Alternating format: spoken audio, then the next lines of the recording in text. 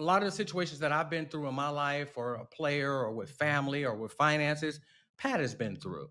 And when you start to talk and you start to trust and you're vulnerable, that's when great things can happen. So Pat came on as a client.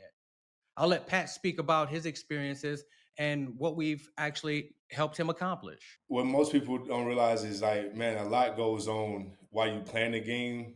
But man, when you finally hang up those cleats, so much more happens after the game. And a lot of it has to do with your finances. That's where you see a lot of guys really start to lose their stuff. Whether it's, you might think it's a relationship, but a lot of it is from that financial piece because of how they were living at one time. And what I learned real fast was when I retired, the difference between rich and wealthy.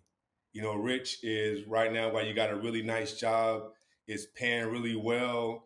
Man, you can live the kind of life you want to live, and then wealthy is, man, you don't have to get up. Your money is making money for you. And a lot of athletes and a lot of young guys, they get into this, a lot of young athletes to get into this position, they're rich. Like I said, they don't know much about the wealth. And when they hang up the cleats, that's when they really hit. And for me, I was humbled.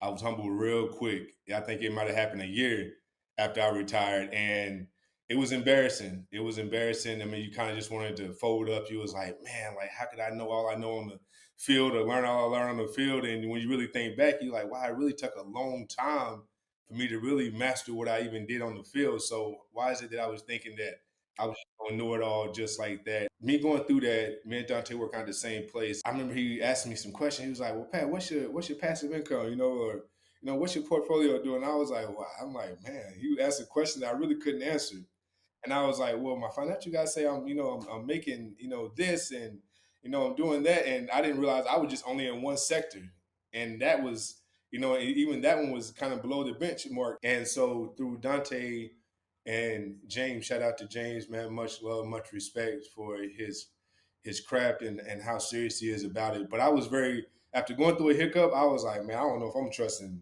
anybody. But I knew I was in a place where I couldn't figure it out myself. And I said, God, like, you make no mistakes, and there's a saying that when the student is ready, the teacher will appear.